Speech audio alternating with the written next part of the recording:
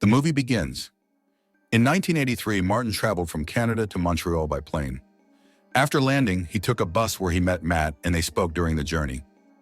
Matt offered Martin a drink. Matt and his companion's bus breaks down, causing Matt frustration. He predicts a lengthy repair time and proposes walking to their destination instead. They subsequently disembark and begin walking. Along the way, Matt shares that he has a broken nose from his stepfather, who hit him and sent him to a military school to punish him and get rid of him. Matt tells Martin that he managed to escape and decided to travel to Montreal to start a new life and pursue music. While they are walking, their car breaks down and they get out to fix it. Suddenly, a speeding car hits Matt, throwing him onto the vehicle and causing it to flip over. The driver dies, and Martin checks on Matt, who is still alive. Martin picks up a rock from the ground and repeatedly hits Matt in the head until he is sure he is dead. In Montreal, a bulldozer operator discovers something unexpected while digging at a construction site. Simultaneously, a woman reports seeing her son, who died 19 years prior, on a ferry. Two detectives, Joseph and Emile, are tasked by their superior to prepare a report for Detective Elena Scott, despite their belief that her involvement is unnecessary. Elena, found sleeping in a grave at an abandoned site, explains she's investigating the case. She believes the intelligent and dangerous killer pre-dug the grave, observing the victim beforehand. The killer's burial of the body at a construction site suggests a desire for its discovery. Elena examined a victim's body, noting a severed hand and missing eye, indicating torture. She reported her findings to her boss and then spent the night reviewing case photos at home, contemplating the perpetrator's identity. The following day, a murder at a garage club is reported. The victim is identified as Cliff. A witness, James, told police he saw someone repeatedly hit Cliff with a stone, crushing his head. James attempted to help but was threatened with a gun by the killer, who then fled. James observed a wire near the body and strangulation marks on the victim's neck, indicating a possible strangulation attempt before the victim was killed with a stone. He also sketched the killer for the detectives. Elena interviewed James, noticing his nervousness. She used a crime scene wire to gauge his reaction. His tension and comment about a similar wire were observed. Elena concluded James wasn't the killer due to his right-handedness, contrasting with the left-handed killer indicated by the victim's wounds and his visible distress.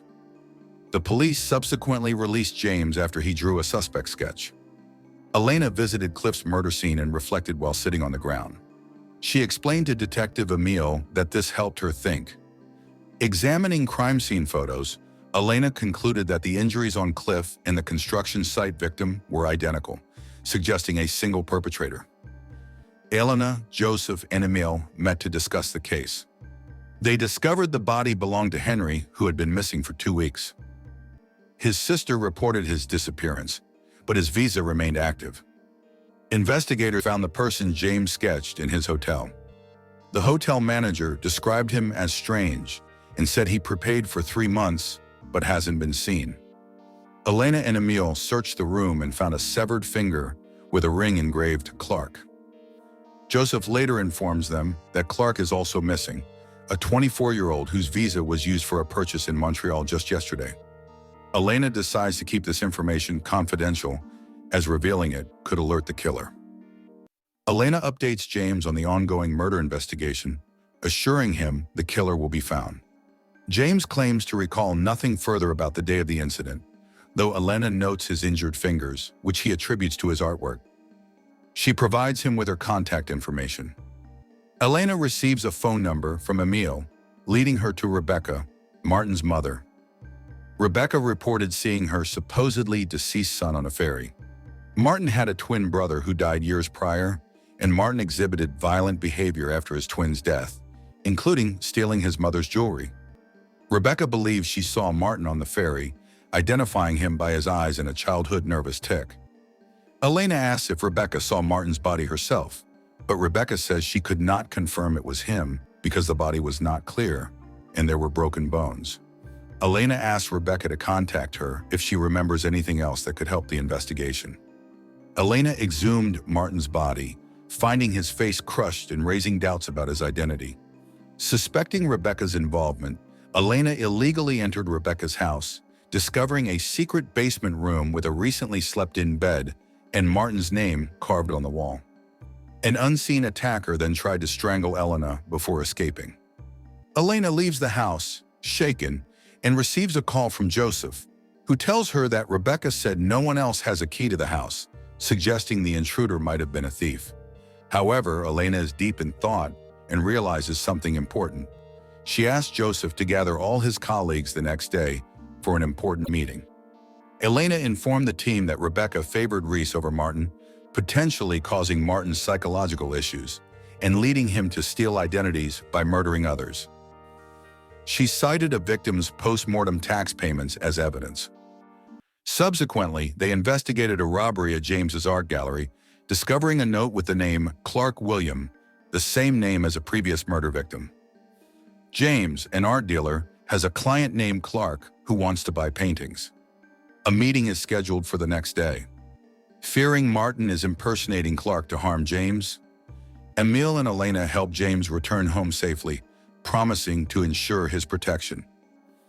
James wore a wire to a meeting with Martin, but Martin was absent, having discovered the surveillance. Joseph informed James of Martin's escape and provided him with a gun. Later, at an art gallery, Martin briefly appeared before fleeing again upon noticing police. James, fearing for his safety, is leaving town.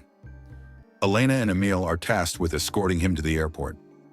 While Emile helps James pack, Martin attacks, prompting Emile and then Elena to intervene. Martin flees in a car and Elena chases after him. Martin crashes the car and James gets out, shooting Martin repeatedly until he is dead. Elena tries to stop him, but James insists that Martin killed Emile and deserves to die. They flee the scene before the car explodes. Later, they go to the hospital to check on James, who is injured. It becomes clear that there are feelings of admiration between James and Elena. James waits for Elena to wake up and visits her in her hotel room, where they spend the night together. Elena discovers blood on herself in James's reopened wound, leading them back to the hospital. Rebecca identifies Martin's burned body, but leaves silently after a brief examination.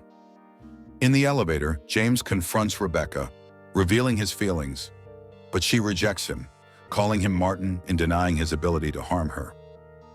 The elevator subsequently explodes, killing Rebecca. James breaks her neck using his left hand, confirming that he is indeed Martin. Before Elena can attack him, the elevator doors close and move. Elena feels helpless and in disbelief at what has happened. The boss and Detective Joseph chase after James, but he escapes. Back at the station, they review the case, and Joseph blames the boss for assigning the case to Elena, which ultimately led to its failure. They discover that James had been dealing with an artist named Christopher Hart, whom he killed and assumed his identity as James. Meanwhile, James is on a train, fleeing to another city. The police attempt to intercept him with a helicopter at the train station, but fail to find him.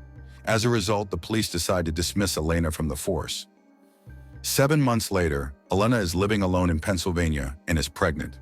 James visits her, and before she can attack him, he says he knows she is pregnant and has come to take her so they can raise their child together. However, Elena tells him the child is not his and insults him. Enraged, James attacks her with scissors, stabbing her in the stomach. To his surprise, Elena is not actually pregnant.